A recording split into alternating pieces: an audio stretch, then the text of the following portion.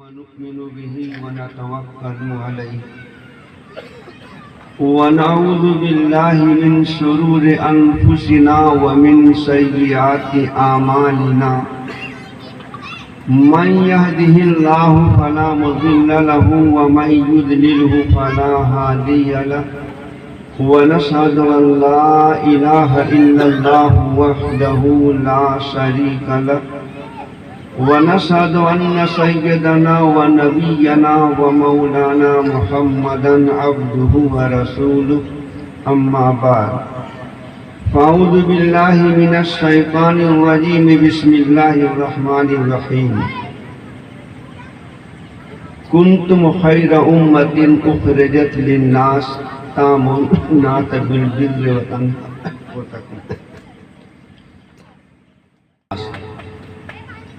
قال النبي صلى الله عليه وسلم من أكل طيبا وعمل في سنة وأمن جاره بوائقه دخل الجنة.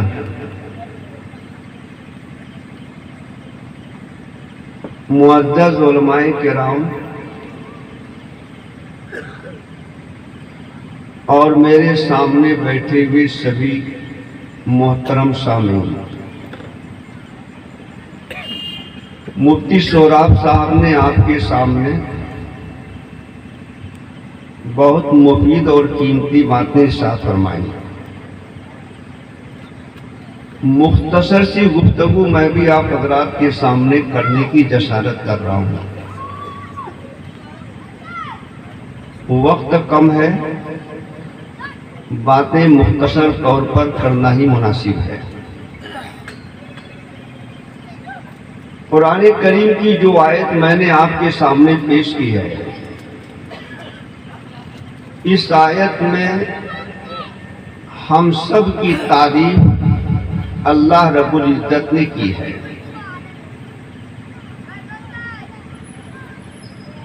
کہ یہ امت بہترین امت ہے. چاہے آپ ہوں، ہم ہوں،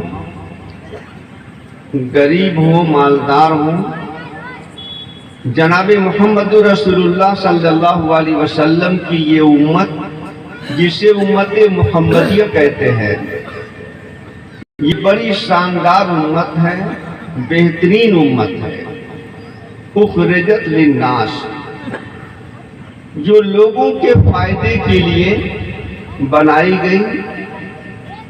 اس امت کا کام ہے لوگوں کو نفع پہنچانا، لوگوں کو صحیح راہ دکھلانا، کامیابی کی منزل تک پہنچانا. اور ایک حدیث مختصر سی میں نے پیش کی ہے جس میں نبی کریم صلی اللہ علیہ وسلم نے 3 باتوں کی تعلیم دی ہے اور 3 باتوں پر جنت میں داخلے کا وعدہ کیا ہے. ایک تو ہم سب کے آقا محبوب امام الانبیاء جناب محمد رسول اللہ صلی اللہ علیہ وسلم نے فرمایا من اکل طیبا، جس نے حلال اور پاکیزہ رزق کھایا، وعمل فی السنہ، اور سنت کے مطابق عمل کیا، وَأَمْنَ جَارُهُ بَوَائِقَهُ، اور اس کا پڑوسی اس کے ظلم سے، فساد سے محفوظ رہا، دخل الجنہ، یہ شخص جنت میں داخل ہوگا. یہ امت محمدیہ جس کی تعریف اللہ رب العزت نے کی ہے، اس امت کے شاندار منظر کو دیکھنا ہوگا تو کل میدان محشر میں، قیامت کے میدان میں جب یہ امت چلے گی تو اس ناز کے ساتھ چلے گی، اس شان و شوکت کے ساتھ چلے گی کہ لوگ پوچھیں گے کہ یہ کون سی امت ہے. لوگ کہیں گے کہ یہ جناب محمد رسول اللہ صلی اللہ علیہ وسلم کی امت ہے. روایتوں میں آتا ہے کہ انبیاء خود تمنا کریں گے کہ کاش کہ ہم بھی اسی امت میں پیدا ہوتے۔ ہم اور آپ غور کریں کہ جس امت کو دیکھ کر نبیوں کی خواہش ہوگی کہ کاش کہ ہم بھی اس امت میں پیدا ہوتے، اس سے زیادہ ہماری اور آپ کی کوئی حیثیت ہو سکتی ہے؟ اس سے زیادہ ہماری اور آپ کی عظمت ہو سکتی ہے؟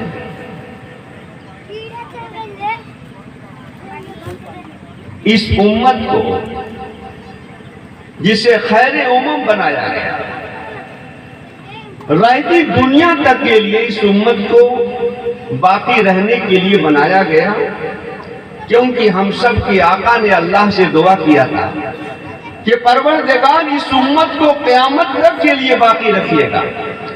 اور امام الانبیاء کی دعا کہیں مسترد ہو سکتی ہے؟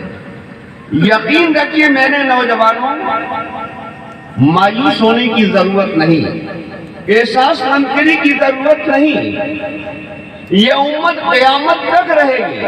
ہم اور آپ جو مسلمان ہیں، اسلام کے دامن کو پکڑے ہوئے ہیں، جناب محمد رسول اللہ صلی اللہ علیہ وسلم کی نبوت و رسالت پر یقین کیے ہوئے ہیں۔ اس بات پر یقین رکھیے کہ مسلمان جب تک یہ دنیا قائم رہے گی اس وقت تک یہ موجود رہیں گے۔ مٹانے والے آئیں گے، مٹ جائیں گے، لیکن یہ قوم، یہ امت نہ مٹی ہے اور نہ مٹنے والی ہے۔ ہم سب کے آقا نے کہا تھا، جناب محمد رسول اللہ صلی اللہ علیہ وسلم نے کہا تھا کہ یہ امت کیسے ہلاک ہو سکتی ہے؟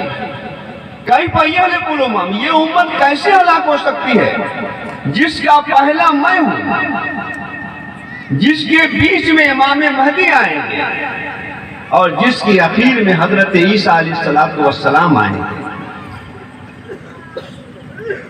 جس کی پہلی کڑی جناب محمد رسول اللہ صلی اللہ علیہ وسلم ہے، جو سارے نبیوں کے سردار ہیں۔ اللہ تعالیٰ نے پوری کائنات کو انہی کے لیے سجایا ہے، چاہے چاند ہو، چاہے سورج ہو، زمین ہو، آسمان ہو، آسمان میں جو تارے ہیں ان سب کو اللہ تعالیٰ نے جناب محمد رسول اللہ صلی اللہ علیہ وسلم ہی کے لیے سجایا ہے۔ اگر آپ نہ آتے تو یہ کائنات ہمیں دکھلائی نہیں دیتی۔ جس نبی کے لیے اللہ تعالیٰ نے پوری کائنات کو سجایا ہے، وہ نبی جس امت کی پہلی کڑی ہو، کیا امت کبھی ہلاک اور برباد ہو سکتی ہے؟ اور بیچ میں امام مہدی علیہ السلام آئیں گے، ابھی ان کی آمد باقی ہے۔ اور سب سے اخیر میں تو آپ سب جانتے ہیں کہ حضرت عیسیٰ علیہ السلام آئیں گے، اور عیسیٰ علیہ السلام کے آنے کے بعد تو دنیا کا جڑواہ ہی عجیب و غریب ہو جائے گا۔ میں ادھر نہیں جاتا، میں مختصر کی بات عرض کرتا ہوں کہ آپ یہ سمجھیے کہ ہم کس امت کے افراد ہیں۔ ہم امت محمدیہ میں ہیں، جو سب سے شاندار، سب سے بہترین امت ہے۔ یہ امت دنیا ہی میں انسانوں کی رہبری نہیں، بلکہ آخرت میں میدان محشر میں بھی یہ امت دوسری امتوں کی رہبری کرے گی اور ان کے حق میں گواہی دے گی۔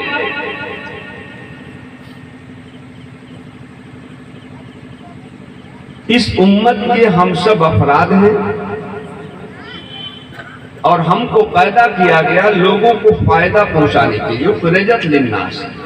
ہمارا کام یہ نہیں ہے کہ سانپ بچھو کی طرح سے ہم دوسروں کو ڈستے رہیں، ہم دوسروں کو پریشان کریں، ان پر ظلم و ستم کریں۔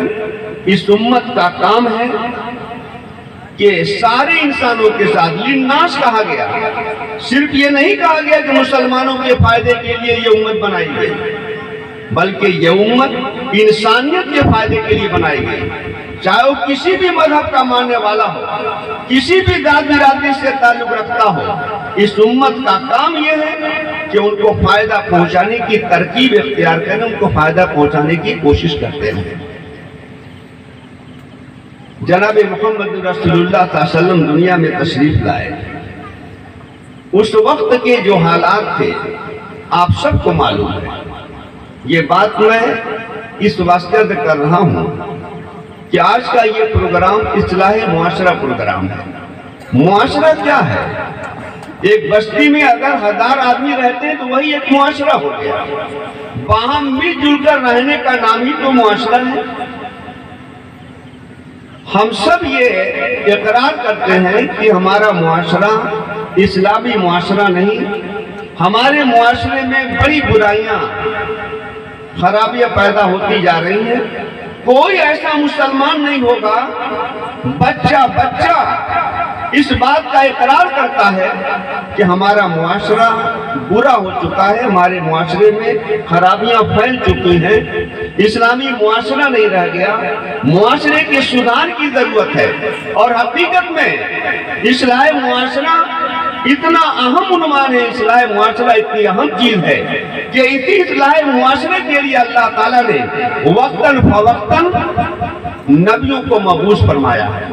جب معاشرے کے اندر خرابیاں پیدا ہو جاتی تھی، برائیاں پنپنے لگتی تھی، شر و فساد پھیل جاتا تھا، زنا، کاری، چوری، شرابخوری عام ہو جاتی تھی، تو اس کی اصلاح کے لیے اللہ تعالیٰ کسی نہ کسی اپنے برگزیدہ نبی کو بھیجا کرتے تھے۔ اور معاشرے ہی کی اصلاح کے لیے، انسانیت ہی کی اصلاح کے لیے ہم سب کی آقا جناب محمد رسول اللہ صلی اللہ علیہ وسلم کو اللہ رب العزت نے سب سے آخر میں بھیجا ہے۔ آپ اول نبی بھی ہیں، آخر نبی بھی ہیں۔ ایسا نہیں کہ صرف آپ آخر نبی ہیں، خاتم الانبیاء بھی ہیں اور سب سے پہلے نبی بھی ہیں۔ جناب محمد رسول اللہ صلی اللہ علیہ وسلم اس دنیا میں معاشرے کی اور انسانوں کی ہدایت کے لیے اور اس کی اصلاح کے لیے آئے ہیں۔ لیکن آج ہم اور آپ جو روزانہ یہ باتیں کہتے ہیں کہ معاشرہ برا ہوتا جا رہا ہے، معاشرے میں سدھار نہیں ہو رہا ہے، جبکہ یہ امت اسی لیے بنائی گئی تو سدھار پیدا کرے، لیکن آج اسی امت کے اندر شر و فساد پیدا ہے، اسی امت کے اندر برائیاں پھیل رہی ہیں۔ آخر معاشرے کی اصلاح کیوں نہیں ہوتی؟ آپ اکثر سنتے ہوں گے کہ معاشرے کی اصلاح صرف اس بنیاد پہ نہیں ہو پاتی کہ ہر آدمی دوسروں کی اصلاح کی فکر کرتا ہے، ہر ایک کی نگاہوں کے سامنے دوسرے کی خرابیاں، دوسرے کی برائیاں ہیں، وہ اپنے دامن میں جھانک کر نہیں دیکھتا کہ میرے اندر بھی کوئی خرابی ہے یا نہیں ہے۔ یہی الجھی ہوئی بُدھی ہے جس کی وجہ سے معاشرے کی اصلاح نہیں ہو پاتی۔ میں اس وقت کرسی پہ بیٹھا ہوں، اصلاح معاشرے کی بات کر رہا ہوں، میری نگاہ آپ کے اوپر ہے کہ آپ کے اندر یہ خرابیاں، یہ خرابیاں، یہ خرابیاں۔ میں اس بات کو نہیں سوچتا کہ یہ خرابیاں میرے اندر بھی ہیں یا نہیں ہیں۔ جس دن ہم نے یہ فیصلہ کر لیا کہ پہلے مجھے اپنے عیب پہ نظر ڈالنا ہے، اپنی خرابیوں کو دور کرنا ہے اور اس کے بعد دوسروں کی اصلاح کے لیے قدم آگے بڑھانا ہے، تو یقین رکھیے کہ رفتہ برفتہ وقتاً فوقتاً ہمارا معاشرہ بہتر سے بہتر ہوتا جائے گا۔